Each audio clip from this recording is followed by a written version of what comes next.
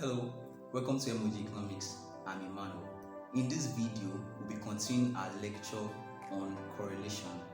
This segment specifically looks at the idea of the partial correlation, and we're looking at what the partial correlation is actually, why we need it, and we'll try to attempt a question on the idea of the partial correlation.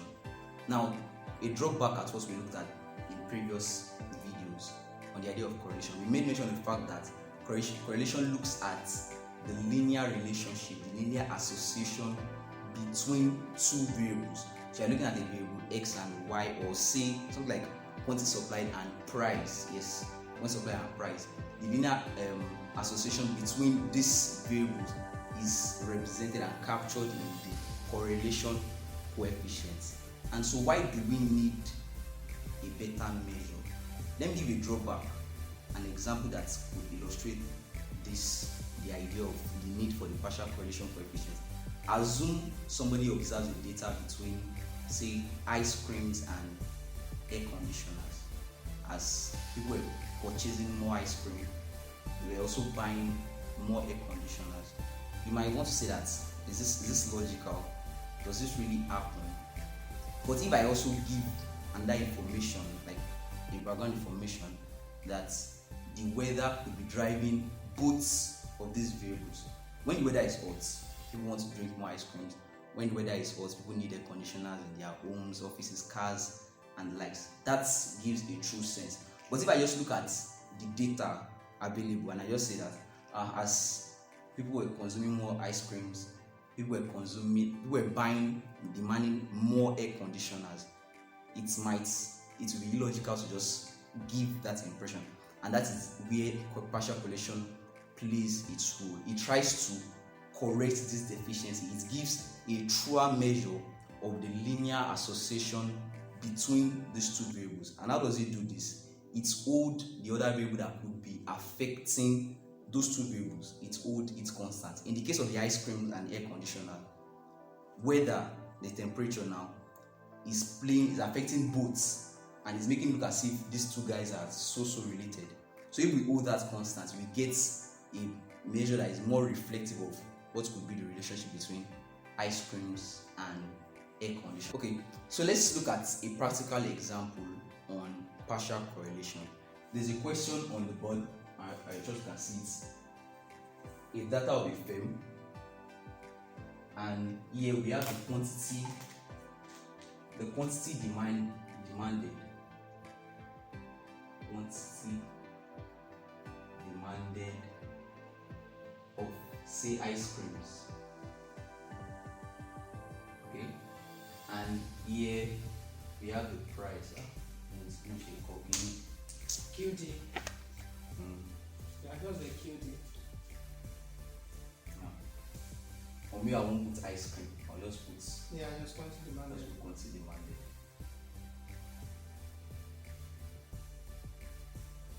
Okay.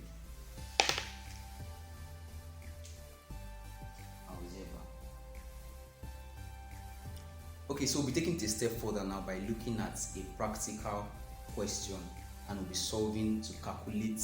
We'll get the normal correlation, the simple correlation coefficient, and also look at the partial correlation coefficient to see if anything has really changed. So let's look at this hypothetical example. Here we have the data of a firm, and this being the quantity demanded of, say, ice creams, and this the price at different time periods, and here we have the consumer's income. Okay, so let's say at a particular period, say a month or a year or so, 40 ice cream cups were demanded, and the prevailing price then was 9 naira.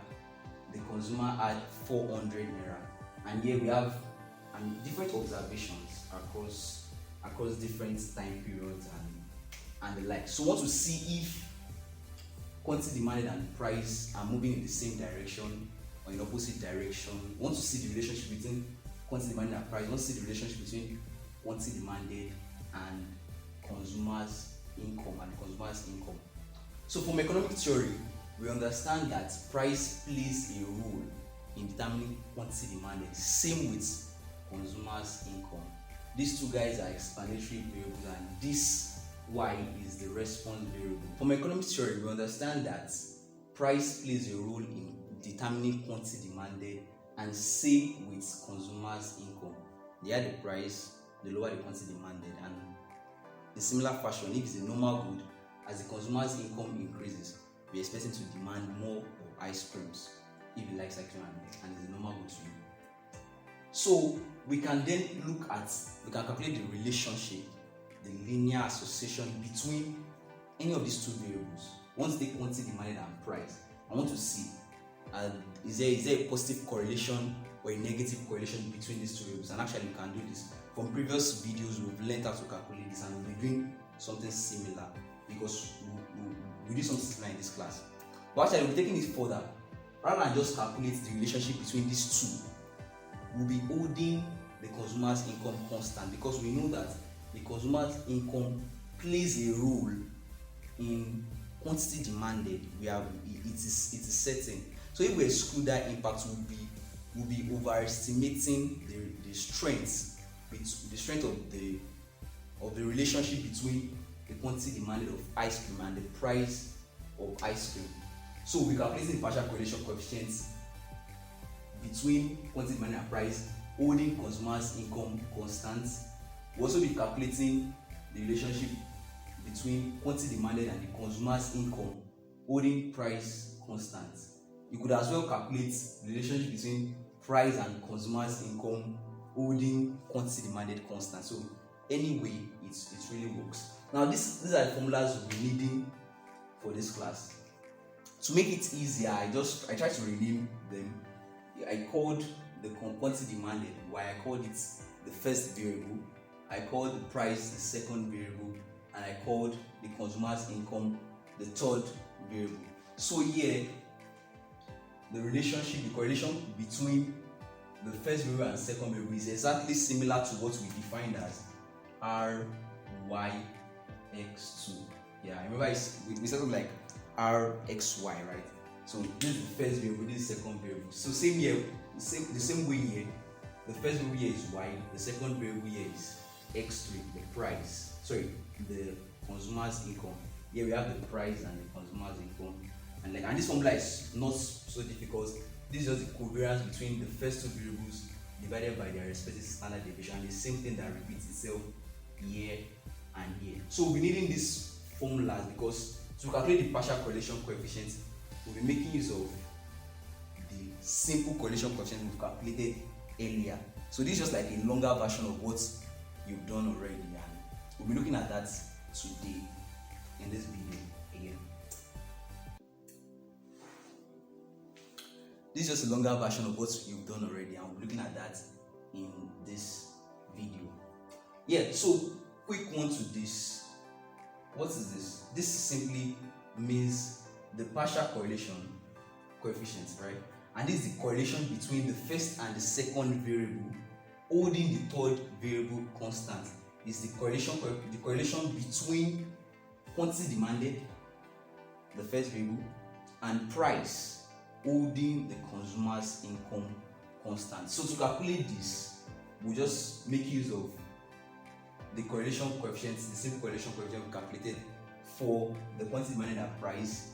We subtract the other two correlation coefficients which we will calculate, that is price and consumer's income, quantity demanded and consumer's income, and then we divide by 1 minus their respective square. So the formula is actually kind of easy. Even to find this other one, the correlation between 1 and 3 holding two constants. It's just correlation between 1 and 3 minus the other ones divided by the square root of 1 minus this squared, then the second one, the second correlation coefficient squared. So that's as simple as it is. So let's get to work. Let's calculate this and see what we have. So yeah, we'll be needing these values: summation of y and x2, summation of y, summation of x2, and the like. So we're needing all these values, and that's the purpose for this table. We're preparing this table to calculate all these values. Here we already have our y, We already have our x2 and x3. So then we'll go on to compute the rest. So this, let me define this column as y(x2). So here I'll be multiplying quantity demanded and price. I multiply for each observations. I'll also do the same thing for y(x3). I'll do it for x2, x3. So I already have that sorted out. I can get summation y from this already. I don't need to write that again. And then I'll need that of y squared. I'll need that of x2 squared. I'll need that of x3 squared. So let me do that now. Y squared, x2 squared, x3 squared. Okay, so then we'll start multiplying and filling up the table. For y(x2), then this will be 40 times 9. Here we have what? 360. And we do the same thing throughout. Then we'll take the sum. So get your paper and try to do this. Let's do this together, and let's see if we arrive at the same thing. Okay, so completing the table, we have this. Remember, we're actually giving the first, second, and third column.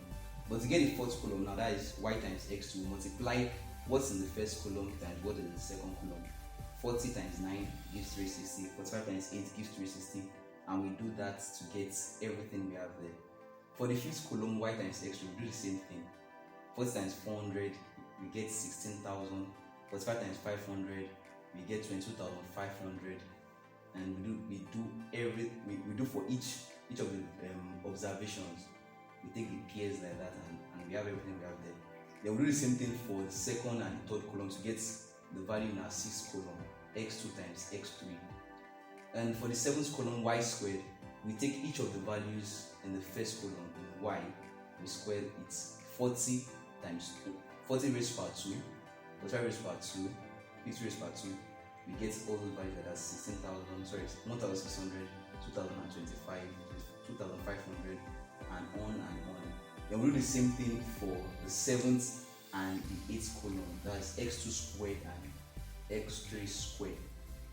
Okay, so doing that, we're able to complete the column. Then the next thing we take the sums. We take the sum of each of the columns. So for y, we get summation y, and that's what at the bottom. Summation y now is 1,050. For summation x2, we get 90. Summation x3, we get 16,500, and on and on. And remember why we are doing this is simply because we need these values. We need to plug it in the formulas here to get our simple correlation coefficient. And once we can get this, and this, once we can get the three correlation coefficients, then we can easily compute a partial correlation coefficient. So to make things easier, we've extracted it out. One thing we've not mentioned all the while is the value of our n. N is 15, the number of observations. And we'll look at it. You just count each of the rows. We have 15 rows. 1, 2, 3, 4, 5, 6, 7, 8, 9, 10, 11, 12, 13, 14, 15. So we need n here, as you are seeing n. But for every other thing, we've gotten the values already from our table. So let's compute our simple correlation coefficients and our partial correlation coefficients. Okay, so the values here were extracted from the table we completed earlier, and now we're going ahead to compute the simple correlation coefficients. So let's start with the first one, the correlation between the first and the second variable. Recall, the first variable is our quantity demanded, and the second variable is the price. So now, what's the value for this? N summation, I'm calling from the formula, not from my head. So n summation y(x2), we have our n here already. N is 15. Let's put the value 15. Summation y(x2), summation y(x2) here is 5,795. So 5,795. That's n times this. Okay. Minus, I'll put this in brackets too. Minus summation y, summation x2. Summation y is 1,050. Summation x2 is 90. So I just fill that in, times 90. Okay, divided by the square root. Square root of what? Okay, for the first bracket we have n summation y squared. Okay, and recall our n is 15. Summation y squared is 78,100. Okay, minus summation y. Summation y is 1,050 all squared. So please note that summation y squared, what we have here, is quite different from this. Here you are squaring y first before summing, and in the other one we are summing y squared, y first, then after we then take the square. So that's for the first part. Okay, so for the second part, we'll be starting with n. We have that as 15 already. 15 summation x2 squared. Summation x2 squared is 600. We impute that, minus summation x2 90 all squared. Okay, so we have our formula already. Then let's solve this. We're trying to take it step by step so that you can understand how it's derived, and I say it as simple as this. Yeah, so 15 times 5,795, that gives us 86,925, minus this times this gives us 94,500. So we divide by this. 15 times this gives, and 1,050 squared gives us this. Okay, times 15 times 600 is 9,000, and 90 squared 8,100. So we're taking it step by step, bracket by bracket, and solving through. So this minus this gives us minus 7,575 square root of, let's take this bracket, this minus this, that's 69,000, okay, times this bracket 900.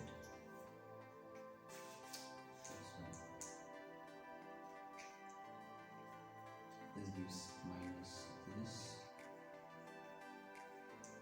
the square root of,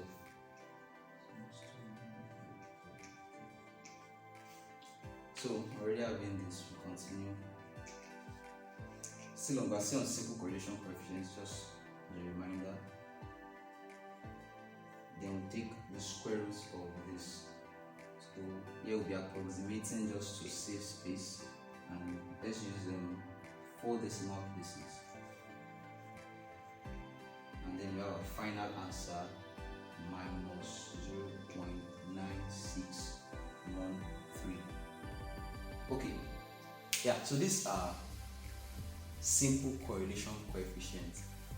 We measure the linear relationship between our first variable, the quantity demand of ice cream. You know, as economists, we must not lose track of what we actually do. This is just a tool to take us there. So we've seen the relationship between quantity demand of ice cream and the price of ice cream. We're seeing a negative relationship. It confirms the a priori expectations we have based on economic theory. So there's a negative relationship, and it's quite strong. Remember, we said the closer it tends to 1 in absolute value, the stronger the relationship, and when the absolute value tends towards 0, the relationship is weaker. So this shows us a strong relationship between quantity demanded and the price. But then we'll take it a step further by now looking at the partial. Is it actually really strong? If we hold income of the consumer constant, would we still have something as strong as this? And we'll see that at the end of this video.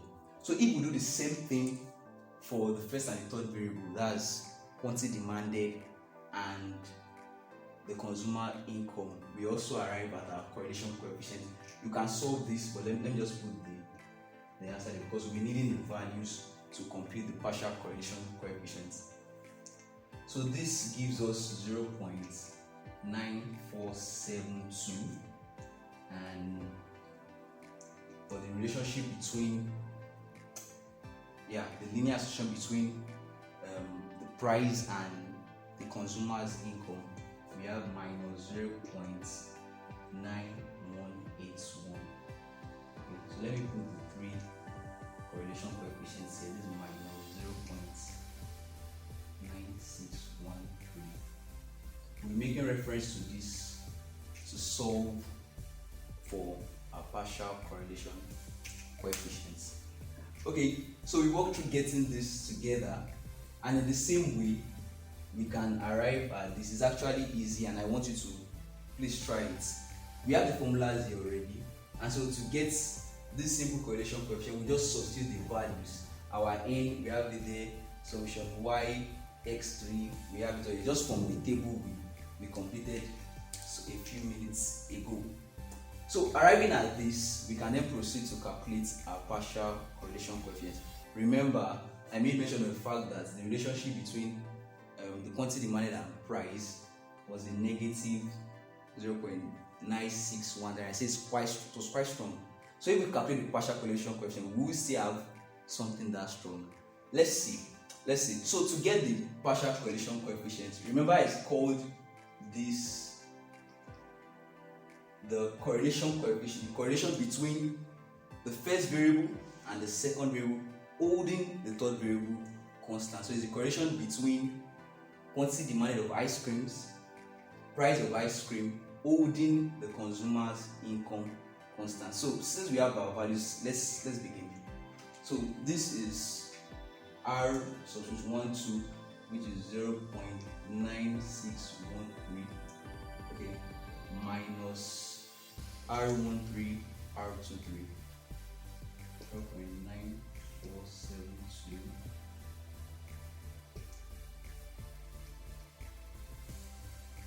divided by the square root of 1 minus R13, 0.9472 squared, times 1 minus R23 minus 0.9181 squared. Okay, and we continue. R13 will be minus 0.919613. Then this will become a positive 0.8696 divided by the square root of 1 minus 0.8972 times 1. Now the square of a negative number gives us a positive number, so minus this becomes a positive 0.8429.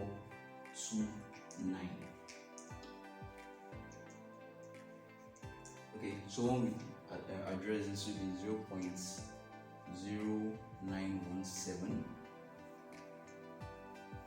divided by the square root of this 0.1028 times this minus this 0.1571.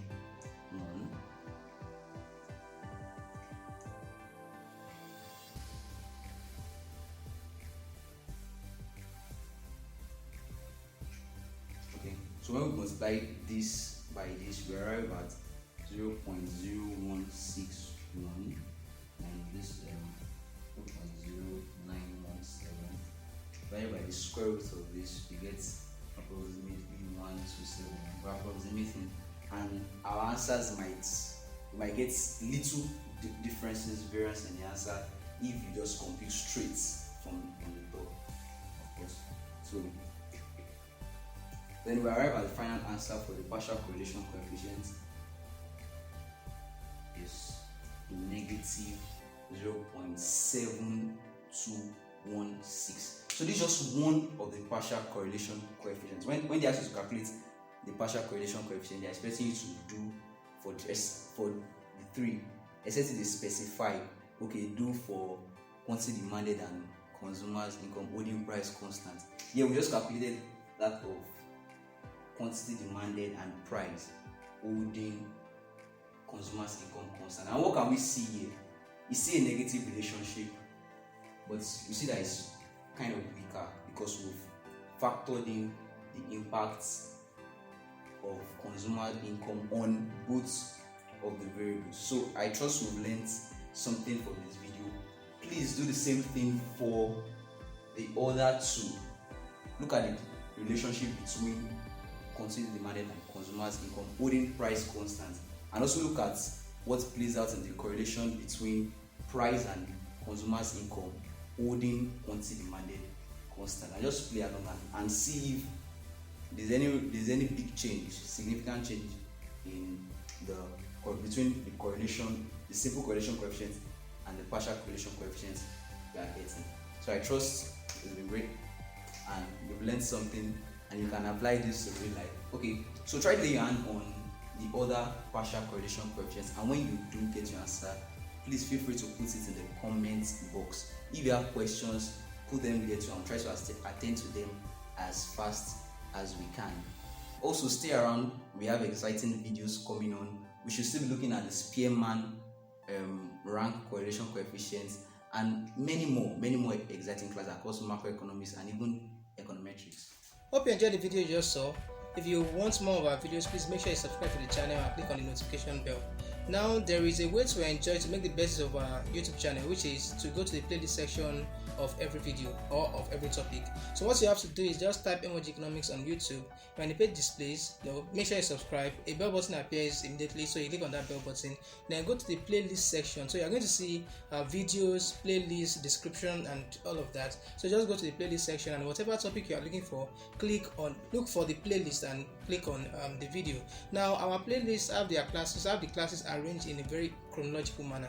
So if you want to see a class on ISLM, so it starts from the beginning, the simple ones to the difficult to the complex ones. So if you want to see a video on, let's say, elasticity of demand, so you start from what is price elasticity, so from there then to the basic ones and on and on. So I'm just telling you that in case you really want to make the best of this YouTube channel. And there's also one thing that I want to add, which is that our YouTube classes may not be enough for you. You may want a regular interaction with the tutors and all of that. So what you just have to do is to check the description of the video. You are going to find a WhatsApp link. So, but before you do that, I really have to tell you that clicking that link is going to lead you to one of our schools. It's going to lead to some of our schools. So we have MOGE School of Economics on WhatsApp, and we make use of our YouTube channel to run the groups. So the classes are paid for, so you're meant to pay for them. So to join our Econometrics school, so that is 2,500 naira per month, and to join our Microeconomics or Macroeconomics schools, so that is 2,000 naira per month. We also have we don't have classes, or we don't have schools of mathematical economics, because microeconomics has its mathematical aspects as well as macroeconomics. So the mathematical aspect of macroeconomics is treated in the macroeconomics school, and the mathematical aspect of microeconomics is treated with the microeconomics school as well. So I'll see you next time. Thank you very much for watching.